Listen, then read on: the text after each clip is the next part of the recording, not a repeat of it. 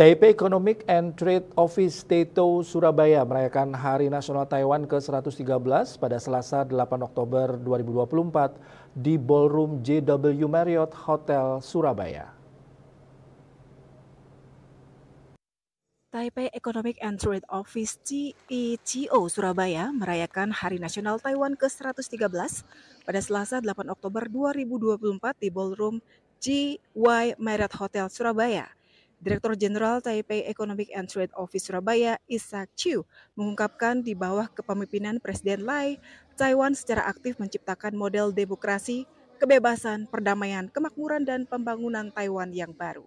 Ia menyoroti pentingnya menjaga stabilitas di Selat Taiwan dan kawasan di mana Taiwan berperan sebagai penghubung dalam rantai demokrasi dunia. Diungkapkannya pada tahun 2024, Taiwan diprediksi menempati peringkat ke-8 dalam daya saing dan ke-4 dalam kebebasan ekonomi.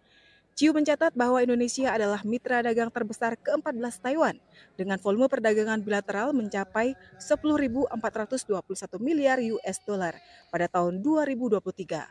Taiwan juga berinvestasi sebesar 12,6 juta US dollar di Jawa Timur, di mana lebih dari 120 perusahaan Taiwan telah beroperasi.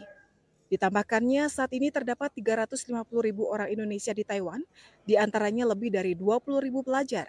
Chiu berharap akan bekerja sama dengan semua pihak untuk terus mendorong dibukanya kembali penerbangan langsung Taiwan-Surabaya, sehingga masyarakat dari kedua belah pihak dapat lebih praktis dalam berbisnis, berwisata, bersekolah, mengunjungi kerabat, dan bekerja.